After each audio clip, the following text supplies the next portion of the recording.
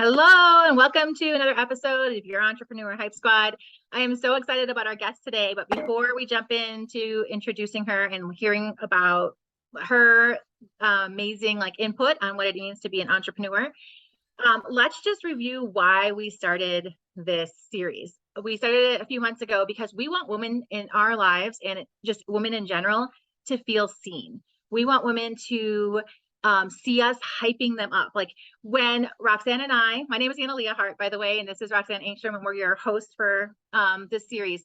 When we are together, one of the things we hear all the time is thanks for hyping us up. Like we feel seen and heard, and we feel encouraged to be exactly who we're supposed to be, authentically us, and not trying to fit some molds. We want people to feel like everyone has been created so uniquely, and we want people to feel that and lean into it. We want women to live with passion and purpose. And when you hype someone up, true hype is really just seeing that and calling it out and helping someone lean into it. So that is really our vision for this series. And what we've been focusing on are different topics about being an entrepreneur. And it's not an easy gig, but it's been so worth it for us. And we want other people to see a real view of it. Here's why it's hard. Here's why it's worth it. And today we're talking about here's why it's hard and here's why it's worth it, but speaking very specifically to moms. So if you're a mom and you are an entrepreneur, or you're a mom and you're thinking about becoming an entrepreneur, this episode is for you. So our guest today is Cara, and we met Cara last year in Miami at a leadership training event. It was a very impactful weekend for us, but one of the things that was the most impactful was meeting some like-minded women who we really connected with. And we're not all in the same stages of life, and we're all spread out all over the country anyway. But what we liked about Cara is we were she's the kind of person we would have wanted to hear from when we were in our 20s, when we were starting a family, and we wanted voices that really spoke that authenticity and relatability to us. So Cara, she is I'm just gonna read from her Instagram bio here because I think it was so well done. But her focus is on relatable motherhood and being an online biz mentor. She, this is her own words, I love it, gives stay-at-home moms permission to go for more outside of dirty diapers. And I think Preach. that can be kind of it's really cool, but it could be kind of controversial because there are some voices out there that tell you that can be enough, and it could be, but it doesn't have to be. And I think I love the idea of giving permission for it, because that's not something I had a lot of when I was a young mom. And so as someone, some things about Cara, she's also a group fitness instructor, and she's a mom of two who were 2 under 2 at one point. And that is a very specific niche. I was a mom of 2 under 2 at one point, and I was also a mom of 3 under 4 at another point. So yeah, it was a little crazy for a while. I can only imagine. Those were the dark years where I didn't hear from Anna at all. It was my kids would ask questions, and I'm like, I don't remember that. Yeah. That was when you were all tiny and messy and loud. But as someone who has lived in that stage but is now very much out of it, my oldest is 17 and I have 5 kids all the way down to 5. Why would you decide to start a business when you have small children? Yeah, so the original reason, I'm going to speak in 2 different ways. The original reason I started my business was because my oldest was 3 months old at the time, and I was working for a very traditional employer. I was an office manager for a construction company, and it was a work from home situation, which I was very thankful for. But it was also a situation where, looking back now and being removed for it, I can see that it was a very unhealthy situation, a very toxic situation. And I knew in that moment, I knew then I didn't want to be there long term, but I didn't have a way out. My family couldn't afford for me not to work. And I still like the idea of working, but I really wanted it to be for myself. I didn't want to have to be tied to a boss who would call me at 9 p.m. at night and expect me to work. I didn't want to be feeling like I was at the park with my 4-month-old and having to wait for somebody's call. I just felt very tied down by that. And part of that was probably because it was not a healthy work environment. But I knew that I wanted to work in some capacity. And so that is what led me to starting my business. Was I didn't want to be in that situation anymore. And I needed I knew it wasn't going to be an immediate out, because you don't just start your business and all of a sudden you're making thousands of dollars a month and can quit your other job. I knew it would take time, but I also knew that that time was going to pass anyhow. And I would rather like buckle down and start working on an exit plan, even if it took me a couple years, than remain in that situation. So that's why I started it then. And then honestly, it's just been an incredible outlet for me, of being able to work continuously. Like, I don't think, I've always told my husband, I never thought I would be a stay-at-home mom because I didn't want to stop working. And so I really I've found the best of both worlds for me, where I get to still be a stay-at-home mom, but I also get the outlet of working too. That's so cool. And Analia, you were saying something, we were chatting about this. So different than Cara, like tell a little bit about your story. So like we joked when we were planning this, because we were like, this is like the old mom versus me and Analia being the old mom, versus Cara, the new mom. So like Cara always thought that she would work. You and I had a different like introduction to motherhood. Like we kind of were like gearing up to like step back and thought, okay, we're not going to work. So share a little bit about that for you that season. Yeah, I love that there's different perspectives here, because for me, I was like, my goal is to be able to stay at home with my kids. Like, I really wanted that.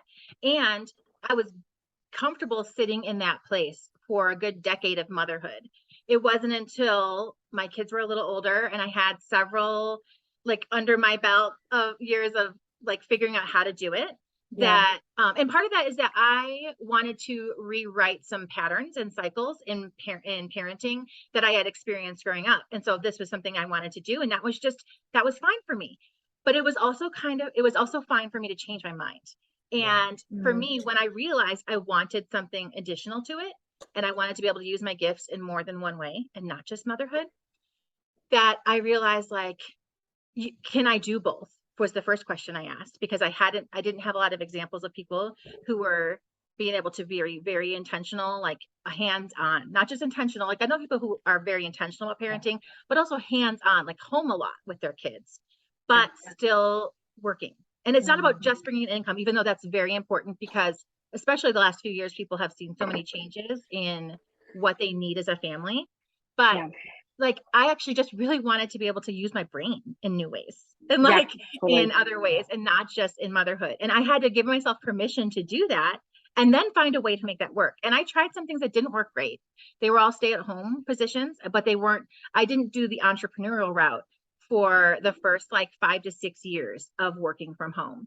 And a lot of it was costing me some emotional stress that I didn't need, because I wasn't in charge of my schedule and my responsibilities. So I hear what you're saying when you say like you couldn't afford not to work, like at the beginning of parenthood, because I could, but it was really hard. And then when I realized I couldn't afford for me mentally not to work, but how do I do this within a place that's not toxic? Because I did the toxic thing and it was not worth it. Like let me eat rice and beans again for every meal rather than go back to a toxic work environment, you know? So, but it does take time. And so, yeah, I hear that too. Yeah, that's so good. And I feel like I was sharing and reflecting too. So I have had my photography business, which was the first entrepreneurship, like kind of leap I made. I was a teacher before, but the reason why that became so important for me to start is that I moved to East Africa when I had a 1-year-old. And I was working there, I was teaching. And I was so changed radically by the like holistic way that people could work and still be present with their kids. Like I literally taught sometimes with my baby tied to my back, and that was not weird. My students they would take turns holding her. It was like, and I was just like, I don't want to go back to this American way where we think we have to choose always one or the other, because I loved who I saw myself becoming by doing meaningful work. So when I got home, I started thinking about how I could make photography a reality. Now it was very expensive to start that job. So the other entrepreneurship leap I made did not have that overhead. And that was a gift, because I could start earning quicker and I could use my skills overlapping, in partnering with, vegan hair care and skincare. But the photography, what I learned in that is that risk though was really worth it for me, for my mental health. for just pursuing things that I'm passionate about. And I'll talk a little bit about that at the end, but I just wanted something that was more fluid. Like I learned from actually a whole different culture that there is a possibility to still have boundaries, to still have rhythm, and to have like a fluidity to your life where it's not like I have to just choose one or the other all the time. And I am like, I love that no 2 days in my schedule ever look the same. That actually, I thrive in that. So that's great. Okay. So, but I want to say really quick, you know what's really cool about being the old mom, new mom here is like, we can say what a gift you guys have in social media mentorship and business building. Because social media didn't really exist when we were new moms. Like I had my first baby in 2005. And in 2005, I didn't even have a Facebook account because I think you still needed to have a university email to go with it. And that was just, so what I'm saying is that the options were very limited. Not only did we have models, but our options were limited, but we were willing to pivot as we got older and things changed. And so like, let's just be okay with things that are changing because sometimes they're really for the better for this kind of thing. So I love that. And one of the lines I say all the time is like, I reserve the right to edit my life at any given moment. So like what is functional and life-giving and works for me and helps my family today might not be that in 5 years with my changing health needs, the changing needs of my family. And I hope I always have the courage to pivot because that is what it's about. And Analia is absolutely right. Like one of the things that we want to do with your Entrepreneurship Hype Squad, right, is just show an invitational and opportunities for people to see things in different ways that maybe they didn't see before. Because if someone else is doing something or is successful, that doesn't mean that there's scarcity. That actually means that maybe you could do that too, or there could be a way that you can incorporate some of this. So I just love this. Cara, I want to ask you, we just have 3 questions for you today. We're not going to keep you long because we know you're busy. You're at the gym. We're using the gym childcare, which is probably going to be one of your answers to this question. Yeah, probably. So this question is so great because you are a rock star. Because when we met you, I think you had like 800 followers on Instagram. You've grown your account to over 12,000. And one of the ways you've done that, because I've shared your stuff like bazillions of times at this point, but how do you fit in the hours needed to work? Because it is real work, right? You have to actually work. It's not magical. Absolutely. How do you fit in the time to work your business with the routine and the needs of kids? Because you share so much of these, like, I don't want to call them even hacks, but just like ideas, like tips. So how do you do that? Yeah, totally. So first I'll say with young kids, like me working my business this year looks really different than me working my business last year.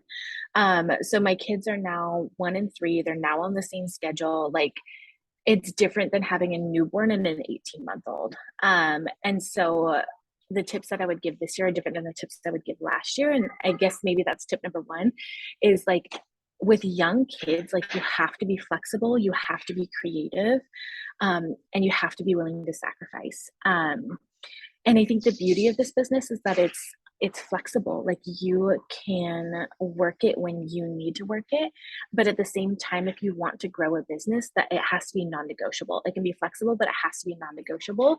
And so you have to sit down and say, when can I realistically schedule in 30 minutes of work, 60 minutes of work, an hour and a half of work?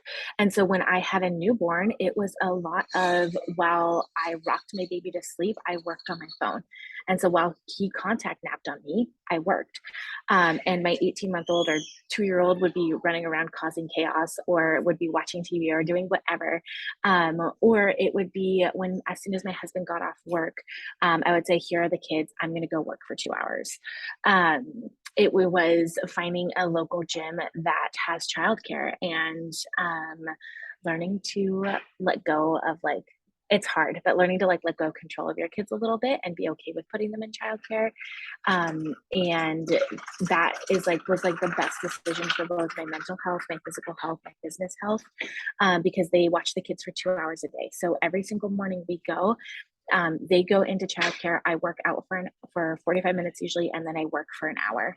And having that like concentrated kid-free time is like the biggest blessing to my business. If you don't have access to that, work when your kids are sleeping and learn to prioritize that over, and this can sound a little crazy, over cleaning your house, over doing the household things. When your mind is fresh, let's say your kids go down for a nap, or you wake up an hour before them. Don't use your fresh brain to do your dishes and to do your laundry. Use your fresh brain to do your work. And then when you are like, okay, I've gotten an hour of work done, I feel solid about that, my brain is tired. Then at that point, do your household chores. Like don't do your chores when you're fresh. And so it's just learning to get creative. It's learning to prioritize. It's learning to stay up. I stayed up till midnight most nights when my kids were 2 under 2. And would nap the next day and nap with them when they were napping. Like you just have to figure out, what does that look like for you? You ask for help. My mother-in-law watched the boys once a week. I would ask my husband and tell him, hey, I need to work for a couple hours this weekend. Or, just figuring out with your family, with your support, with your resources like a gym, what options are available to you to get creative with it and to make it work. I love that. And I think it's so good to say those things out loud, because I think a lot of people want an entrepreneurship lifestyle that they see online without the work that is required to have that. It's blood, sweat, and tears to make it happen. And the other thing I want to add really quick to that is really enforcing your boundaries, figuring out what your boundaries and priorities are. So is a priority to you dinner every night with your family and putting your kids to bed? Then you're not working from 4:30 p.m. to 7:30 p.m. at all. Put your phone in another room. It's so easy when we have the accessibility of social media, we have the accessibility of working from our phone, but that can be a blessing and a curse, because then we can become tied to it really easily. And the biggest lesson I've learned, especially with young kids who require so much physical, mental, emotional, demand from you, is you cannot be divided. When you're working, you're mom, you're mom. Mm-hmm. And so do not try to be working when your kids are crawling all over your lap. Because that divided attention isn't good for them. It's not good for you. And it's not healthy for anybody. And so really learning to set business hours and to stick to those. And again, it might look different every day when you have 2 young kids, but that's the best thing that you can do for your business is respect that it is a business, respect that you have to put the time and the work into it. But also know what are your priorities as a family and what are your boundaries as a family, and respect those as well. I love that, because it's so easy to let those things meld together. And I've definitely made that mistake early on, even in my photography business, right? Like answering client calls at all times or doing whatever, just because I could, right? Just because you can do something does not mean you should. And over the long term, I think it actually creates a lot of bitterness and resentment. And I think it will eventually drive you to quit something that could be really good and life-giving. Because you're burnt out. Yeah. And I listened to, it was such a good, another female entrepreneur podcast. And she was saying, what I realized is that every job, no matter what job I was taking on, I would feel burnt out within a couple of years. And I finally had to take a hard look at the fact that that wasn't the job. It was me and my lack of boundaries. Because if I can be burnt out at all these different things, and I wanted to offer, so you guys check out Cara's Instagram, because there are so many good hacks. I used your set a timer to clean the kitchen the other day. The best. It was the best. And I was like, oh my gosh, I'm learning. Cara, 29-year-old, is teaching 42-year-old me all the tricks. And I love it, because I am always going to be learning. And that is a life-giving thing, to just be I'm just going to do this for this amount of time and move on. And again, a lot of us want the entrepreneurship, I go lunch with my friends, and shame on us in some ways, right? For posting that stuff and then not posting about it. Actually does cost something. It actually will mean you have to do some real work. But the trade-offs are so worth it if you can have the boundaries. Yes, if you can have them, and you have to, it's a personal growth journey, and you have to be willing to be honest with yourself about the things that are not going well, and figure out how to make those things better. So I love that. Thank you so much. So, okay. Before I was going to say something about what I was hearing so much of in that was just the discipline required to bank time for future freedom. You were saying, I was staying up till midnight so that I could stay build a business, because you knew it wasn't happening immediately. And I think that was so honoring of your priorities of being present when what the things are important to you. Because Rox and I have talked before, we don't get to work at night as much as often as we used to, because that's when our teenagers want time with us. So we've had to, just young kids change fast, older kids, their schedules change. And one thing I've seen, one weakness and I'm willing to call it my own weaknesses in entrepreneurship, is that I have been less disciplined with my business building this summer because our school schedule has been so different. I'm a full-time Totally. homeschooler. And because I'm not working as hard to homeschool my kids, my schedule hasn't been as disciplined, and therefore it's Totally. burnt out. Like they really do balance each other. Yeah. And it's almost like I'm better at everything else when they're all well balanced and harmonized. And Totally. so like I hear this idea of pivoting with seasons and being flexible, but like the discipline, the non-negotiableness of Right. it is so key. It is definitely a two-sided like Well, part. and that's where you have to have that long-term mindset and knowing, and I think this is a weakness that some people portray too, is that you're going to have success overnight. And that's just not, it's not No. the reality of it. And you have to have the long-term mindset and be okay with showing up every single day, even if you're not seeing results yet, and knowing that your results are going to come and that it's worth it. And that's what I've had to ask myself is what amount of time is worth it for me to be making $5,000 a month, $10,000 a month for my family? I'd do this for another 5 to 7 years in order to get to that point, because I'm also doing it. Yes, I'm showing up every day for myself, but I'm also doing it in a sustainable way. And like those two key things are so important to long-term longevity and success in this is you have to be willing to show up every day for yourself, but you also have to be willing to do it in a way that is sustainable for you and for your family. And so last year, that season may have been staying up till midnight. Now I rarely stay up till midnight. Like my schedule has changed, my kids have changed. And so it may mean I'm up at 5:30 or 6 a.m. and I'm having my quiet time. I'm working on my mindset. I'm spending time with Jesus. But then I come to the gym and I work for an hour. And so it's, it's just figuring out what that looks like in each season for you. Right. And I think like, what's so underrated? Showing up for your own self. Yeah. That is Totally. like, we talk about like, oh, I have to, like, my priority is always my kids, always my husband, always this. But like, even for me, I set this not a silly goal. It's not a silly goal.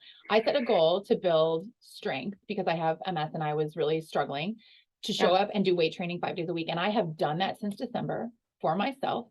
And the confidence that has built, that I am a person who I honor my word to myself has been game changing. And I wanted to say one thing. That's really where confidence stems from too, is Yeah. by showing up for yourself. Like it's by keeping your word to yourself, even in the smallest of things. Like that's how we build confidence within ourselves, is showing up for ourselves. Right. I think sometimes people think like, oh, you're a confident person, it was born. I think it's built. Like, I think it's in the process of doing these things, that you can really build it. And I want to say one thing, and then I'm going to ask you a follow-up, and then Annalie is going to end with one last question. But like, if the idea of saying no also, I think is really key in this, because I think it was so freeing for me the first time that like somebody asked me to do something. I think it was like a school related question. And instead of saying, no, I'm really busy, or no, I have something to do, I just said, no, I don't really want to do that. It was so life-giving to actually not have to justify why I was saying no, but just to say, that's not part of what I feel like is the best use of my time right now. And so you do have to have really good boundaries. So this is the question though. Cara, let's tell the truth now, girl. We want to hear this. When you have 202, when the wheels fall off, on a day that the wheels fall off. Oh yeah, for sure. Okay. So how do you still like, what do you do on those days? Like, how do you not let one day become 3 months? Or like, how, when the wheels fall off, everyone that's a mom has days where the wheels are so far gone. Yes. Totally. So my answer to this is going to be two-part. One, at the beginning of each week, I plan out my weeks. And I try to give every hour a name. So I know, when is my cleaning time? When is my cooking time? When is my work time? When is my working out time? When is my family time? When is my Jesus time? Like, I have a name to all of it, and nothing ever goes according to plan because I'm a mom. But those days that don't go according to plan are specifically the days that my kids get sick and we can't do our normal routine. We can't go to the gym. We can't go out. I love being a stay-at-home mom who doesn't have to stay at home. I do not thrive with being at home with my kids all day. And so when those days happen, like, I have a contingency plan. And so that contingency plan usually looks like, in order for me to prioritize my business and keep it moving forward, because if I let those days derail me and my business every single time, then my business would not be where it is today, because those days happen frequently as a mom. So my contingency plan is usually, I only keep up with like the base needs of the house. Like, at the end of the day, throw a load of laundry in. try to semi-clean the kitchen. Nothing else gets picked up. Nothing gets deep cleaned. We order takeout if we need to. I communicate to my husband early on in the day of like, hey, the kids are sick, which means I'm not going to really probably get to work today. So as soon as you get off tonight, I'm leaving the house and I'm going to go to a coffee shop and I'm going to work for 2 or 3 hours. If he cannot do that, then it looks like as soon as the kids are either asleep for napping, or if they need to do a contact nap because they're sick, or if after they go down, it's the same thing. My priority is work. And so it's really learning, because the house is always going to be there. You're always going to have dishes to do. You're always, and yes, there's something to be said for keeping your house clean. I'm all for that. But maybe it means you set a 10-minute timer and you clean as much of the kitchen as possible, and then you get to work. Or you do your work first and you clean second. So it's learning to make up what your contingency plan is and to have a contingency plan in place, because you will have those days that just shit hits the ceiling fan, and like you have to still keep going and you have to still keep pressing on. Sometimes we go for a drive and I give my kids a snack in the back of the seat and they're happy playing with their toys in the back of the seat while I work for 15 minutes in the front seat. Or we use screen time, and you know, my 18-month-old won't sit still for screen time to save his life. But if my 18-month-old is napping because he's sick and my 3-year-old is awake, I put my 3-year-old in front of a movie and let him watch an hour movie while I get work done. So it's just on those days that nothing goes according to plan, you figure out what is your contingency plan, know that ahead of time, and be ready to execute it when your kids wake up with green snot drooling from their nose. And I love that you're like embracing that as that is not failure, or that is not actually the wheels falling off. That is predictable. That is predictable. Yes, well, and that's, yeah. You And can that's how deal you with it. cultivate consistency, is Yeah. you expect the unexpected. Like, I love that. and you have to be able to learn to be consistent on the days that go 100% well, and then on the days that are just, who knows Yeah. what's going to happen. One of the things I tell the women I mentor a lot, that when you're tired, burned out, exhausted, because like you were up all night with a kid who didn't sleep because they were sick, that's you're going to be less creative. Like creativity does not thrive when you're burned out, exhausted, all those things. So you have to have already figured stuff out in advance. Yes. Like contingency plan.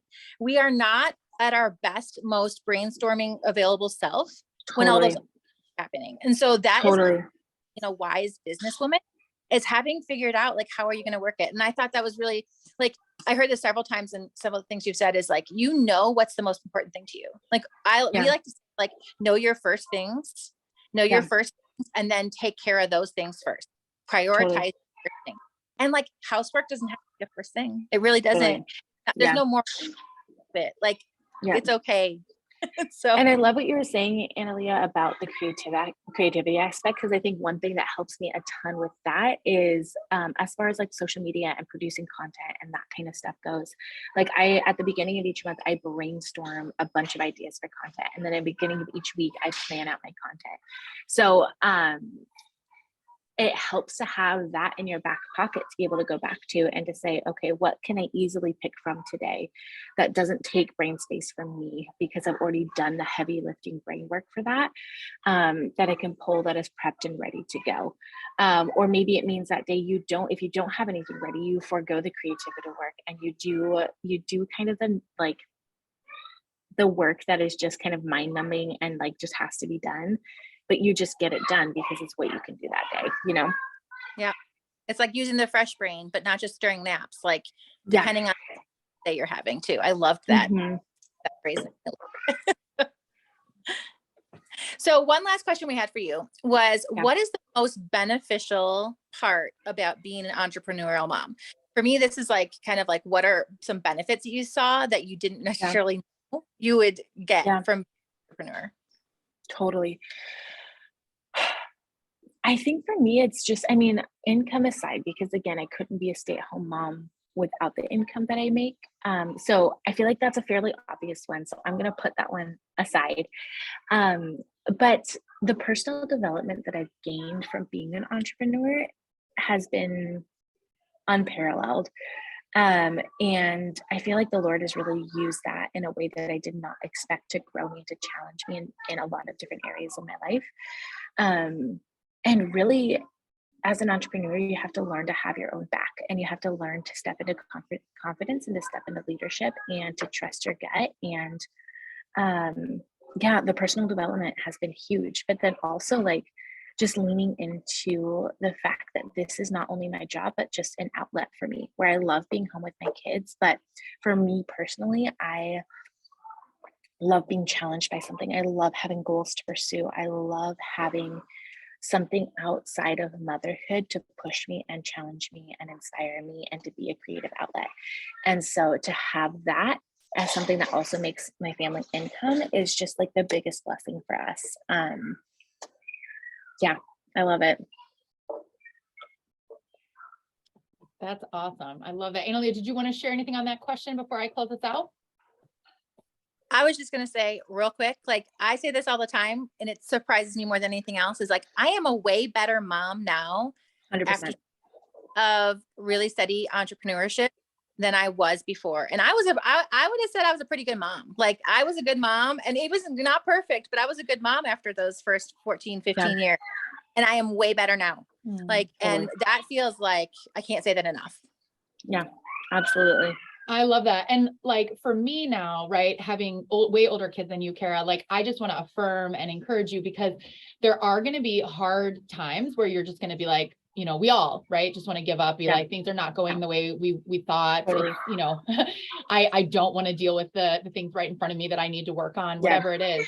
But for me, one of the most surprising things in my journey has been like how much more myself I feel and 100%. how when I'm connected to that, I'm more actually have the ability to be more present to my kids and allow them to be their own selves. So I'm in this stage of parenting where my kids are turning to become teenagers, and that's a whole different thing. Yeah. But because I'm able to be more self-differentiated and not just need them to be something for me because I've only put everything into them. I have my own passions. And I'm again, like what we want to say on this too is like respect the journey of motherhood you are on. This is not like working is not for everyone. Staying at home is not for everyone. We just want to offer like see what's possible and see where you resonate and what things would be life-giving for you. And sometimes you don't know that until you step into it. And failure is not bad news. Failure is an opportunity for you to see what you need to change. But for me, I remember getting on a plane to go to India for this photography workshop and my kids, my girls bawling in the car, Mama, please don't go, please don't go.